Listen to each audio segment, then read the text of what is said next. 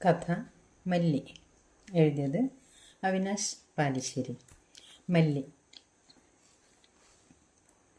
ത്രിസന്ധ്യാനേരം. ആഴിയിലൊന്നും കടൽക്കാക്കകൾ കാണാനില്ല. ചെറിയ ഞണ്ടുകൾ തീരത്ത് കുഴിയുണ്ടാക്കി അതിൽ കയറി ഒളിച്ചു. ആദിത്യൻ ഉറക്കത്തോടെ കടലിൻ്റെ അടിത്തട്ടിലേക്ക് ചാഞ്ഞു തുടങ്ങി. ഉപ്പുരസമുള്ള കടൽക്കാറ്റേറ്റ് ഞാനും വരണ്ടുണങ്ങി വീണു. തണുപ്പ് കൂടി വരുന്നതിനാൽ കയ്യിൽ കരുതിയ ഷാലെടുത്ത് പുതച്ചു. ചില ചിന്തകളെ കാറ്റിൽ പറത്തിക്കൊണ്ടൊരു വിളി പുറകിൽ നിന്ന് ഞാൻ കേട്ടു. വേഗം തിരിഞ്ഞു നോക്കിയെങ്കിലും ആരെയും കണ്ടില്ല. അതെൻ്റെ തോന്നലായിരുന്നു എന്നറിയാൻ അധികം സമയം വേണ്ടി വന്നില്ല. പക്ഷേ ചില വിളികൾ ചെവിയിൽ അങ്ങനെ അലയടിച്ചുകൊണ്ടിരിക്കും, ഓർമ്മകളുടെ കൂടാരം കെട്ടാൻ.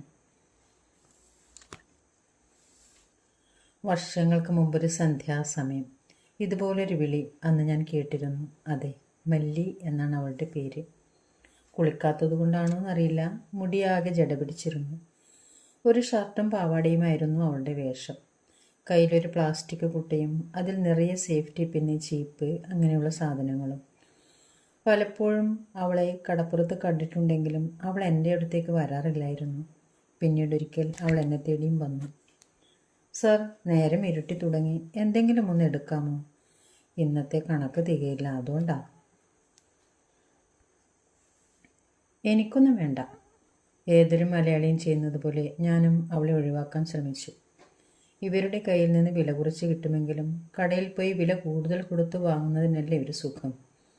നമ്മൾ കാരണം ഈ പാവങ്ങൾ നന്നാവണ്ട എന്നൊരു ചിന്ത ഒളിഞ്ഞിരുന്ന് നോക്കുന്നുണ്ടെങ്കിൽ കുറ്റം പറയാൻ പറ്റില്ല. പതിവ് പോലെ അവൾ പിന്നാലെ കൂടി. സഹികെട്ടു ഞാൻ എന്തെങ്കിലും വാങ്ങാമെന്ന് കരുതി അവളുടെ കുട്ടയിലേക്ക് നോക്കി. എനിക്ക് ആവശ്യമുള്ള ഒന്നും തന്നെ ആ കുട്ടയിലില്ല. എന്നാലും ഒരു വാശി പോലെ അതിലുള്ള സേഫ്റ്റി പിൻ മൊത്തത്തിൽ ഞാൻ വാങ്ങി. എനിക്കത് ഇഷ്ടപ്പെടാത്തതാണ് ചെയ്തതെന്ന് മല്ലിക്ക് മനസ്സിലായി. ഒരു നന്ദി പറഞ്ഞ് മല്ലി വീണ്ടും ആരുടെ ക്യൂ അടുത്തേക്ക് പോയി. പരസ്പരം കോർത്തിണക്കിയ രീതിയിലാണ് സേഫ്റ്റി പിൻ കിടന്നിരുന്നത്. പോരാത്തതിന് അതൊരു കടലാസിൽ പൊതിഞ്ഞ് തന്നിരുന്നു. ഞാനത് റൂമിലെത്തി ഒരു മേശ വലിപ്പിലിട്ടു. പലർക്കും ഇതൊരു ജീവിത മാർഗമാണെന്ന ചിന്ത എനിക്ക് അവളോടുള്ള ദേഷ്യം കുറച്ചിരുന്നു. പിറ്റേന്ന് വൈകിട്ട് അവളെ വീണ്ടും കണ്ടു. അന്നും നേരം ഇരുട്ടിൻ്റെ മറവിലേക്ക് ചാഞ്ഞിട്ടും അവൾ പലരുടെയും മുന്നിൽ യാചിക്കുന്നത് കണ്ടു. എൻ്റെ ഊഴം കാത്തിരുന്ന് എനിക്ക് തെറ്റി. അവൾ എൻ്റെ അടുത്ത് വന്നില്ല. പക്ഷേ ഞാൻ വിടാൻ തയ്യാറല്ലായിരുന്നു. അവളുടെ പുറകെ ചെന്ന് വിളിച്ചു. ഏയ്, ഒന്ന് നിൽക്കൂ, സേഫ്റ്റി പിന്നില്ലേ? എനിക്ക് കുറച്ച് വേണം. സാർ ഇന്നലെ ഒരുപാട് വാങ്ങിയില്ലേ? അതും ഒട്ടും ആവശ്യമില്ലാതെ. എന്തായാലും ഇന്ന് എൻ്റെ കയ്യിൽ അതില്ല. എന്നാൽ വേറെ എന്തെങ്കിലും മതി. ബഡ്സ് ഉണ്ടല്ലോ, അത് മൊത്തം എടുത്തോ. ആഹാ, ഞങ്ങൾ പാവങ്ങളെ സഹായിക്കാൻ കച്ചകെട്ടി ഇറങ്ങിയതാണോ? സാറിനെ കൊണ്ട് കൂട്ടിയാൽ കൂടില്ല. ഏയ്, അങ്ങനെയല്ല. എന്നാലും പ്ലീസ്.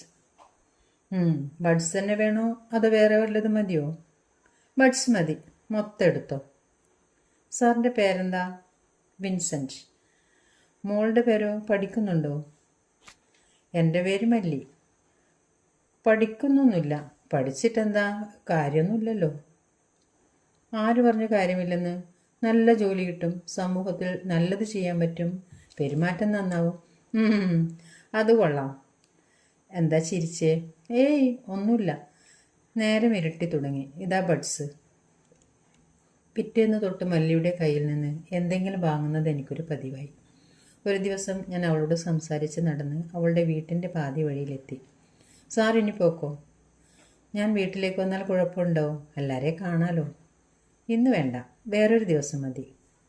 പിന്നെ പറയാൻ മാത്രം ആരുമില്ല കേട്ടോ അവിടെ. എന്നാ സാറ് പോയിക്കോ. പലതും പറഞ്ഞ് ഞാൻ അവളെ പിടിച്ചു നിർത്താൻ നോക്കിയെങ്കിലും അവളതിന് സമ്മതിച്ചില്ല. തിരിച്ചു പോകാൻ നേരം അവളുടെ ഒരു കമൻ്റ് ഉണ്ടായിരുന്നു. അന്നേരം ചിരി വന്നെങ്കിലും എൻ്റെ ഉള്ളിൽ അതൊരു തീപ്പൊരിയായിരുന്നു. സാറേ, സാറിന് എന്നോട് പ്രേമം വല്ലതും ആണോ?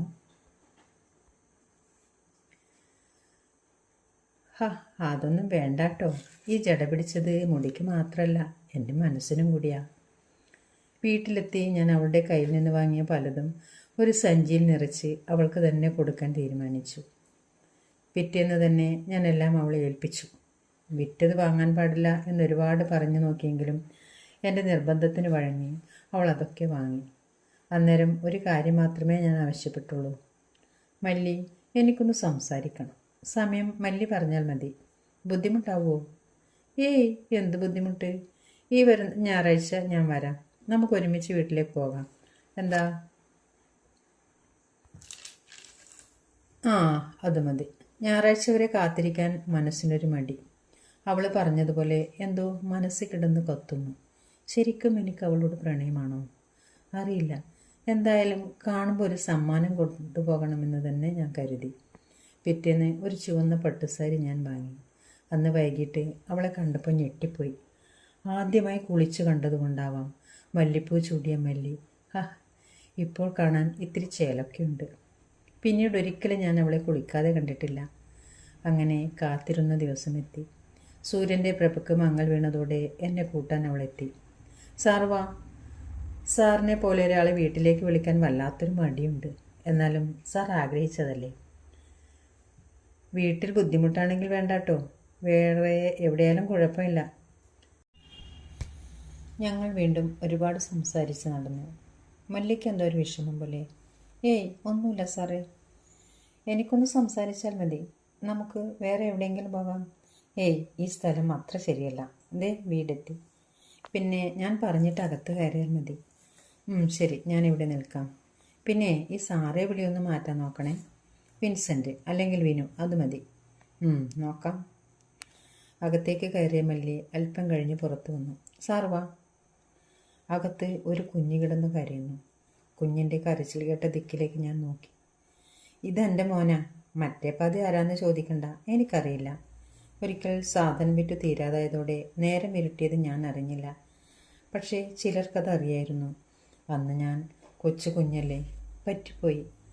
പഠിപ്പുണ്ടെങ്കിൽ പെരുമാറ്റവും നന്നാവുമെന്ന് എന്നെ കണ്ടപ്പോൾ പറഞ്ഞത് ഓർക്കുന്നുണ്ടോ? അന്ന് ഞാൻ ചിരിച്ചത് എന്തിനാണെന്നറിയോ? അതൊക്കെ ഏതോ വലിയ കോളേജിലെ പിള്ളേരായിരുന്നു. കടൽ കാണാൻ വന്നതാ. ചിപ്പി തല്ലിപ്പൊളിച്ച് ചിപ്പിക്കുള്ളിൽ ഒളിപ്പിച്ച മുത്തും കൊണ്ട് അവർ പോയെ. ഇന്ന് എൻ്റെ 18ാം പിറന്നാളാണ്. അതാ ഇന്ന് തന്നെ വരാൻ പറഞ്ഞേ. സാർ എനിക്ക് പൈസയൊന്നും തരേണ്ട. സാറിന് ഫ്രീയാ. പകലിൽ എന്നെ മനുഷ്യനായി കണ്ടതന്നെ. ഞാൻ വേറെ ഏതോ ലോകത്തെ പോലെ ഒരു തോന്നൽ. സാർ എന്തോന്നും മിണ്ടാത്തേ? എൻ്റെ തൊണ്ട വറ്റി വരണ്ടു.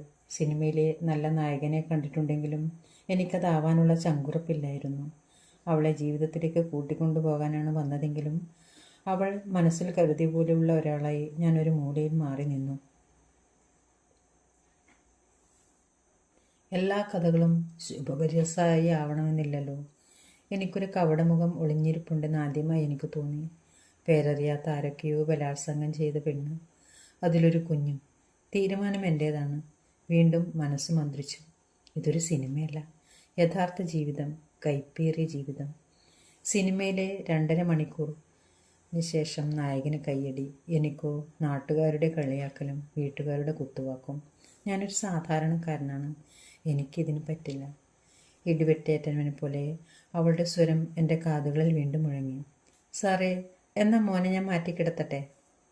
ഇപ്പോൾ വേണ്ട, ഞാൻ പിന്നെ വരാം. ഇതാ സാരി. ഇത് ഞാൻ മല്ലിക്ക് വാങ്ങിയതാ. ഞാൻ പോട്ടെ. അവിടുന്ന് ഇറങ്ങാൻ നേരം മല്ലി പുറകിൽ നിന്ന് വിളിച്ചു. സാറേ, ഇതെനിക്ക് വാങ്ങുമ്പോൾ സാറിൻ്റെ മനസ്സിൽ വല്ലതും തോന്നിയിരുന്നോ? ഈ ചോദ്യത്തിന് എന്തൊരു വേഗത, എന്തൊരു തീവ്രത! ഇതെങ്ങനെയാണ് എൻ്റെ മനസ്സിനെ ഇത്രയധികം മുറിവേൽപ്പിക്കുന്നത്? ഞാൻ ഇനി എന്തു ചെയ്യും? ഇത്രയും കാവട്ടി നിറഞ്ഞ എനിക്ക് ഇനി എന്തും പറയാമെന്നായി. ഏയ് ഇല്ല. ആ നുണയിൽ ഞാനത് അവസാനിപ്പിച്ചു. ഒരു യാത്ര പോലും പറയാതെ അവിടെ നിന്നും ഇറങ്ങി. മല്ലി ഇപ്പോഴും അവളുടെ കുടിലിൻ്റെ വരാന്തയിൽ കാത്തു നിൽക്കുന്നുണ്ട്. ആ സത്യം എന്നോട് വിളിച്ചു പറഞ്ഞത് മല്ലിയുടെ കുടിലിലെ കവുങ്ങിൻ തടിയിൽ കാറ്റത്താടുന്ന ഫിലമെൻ്റ് ബൾബാണ്. വെളിച്ചത്തിൽ നിന്ന് ഒരുപാട് ദൂരെയായിട്ടും എൻ്റെ നിഴലിനേക്കാൾ എത്രയോ വലുതാണ് മല്ലിയുടെ നിഴൽ. മനസ്സും അങ്ങനെ തന്നെ ആവണം. അല്ലെങ്കിലും എത്ര നിഷ്കളങ്കമായാണ് അവൾ എനിക്ക് അവളുടെ ശരീരം വെച്ച് നീട്ടിയത്. ഞാനോ മനസ്സുപോലും നിഷ്കളങ്കമാക്കാൻ സാധിക്കാത്ത ദ്രോഹി. തിരിഞ്ഞു നോക്കാൻ വയ്യ മല്ലി, മല്ലി.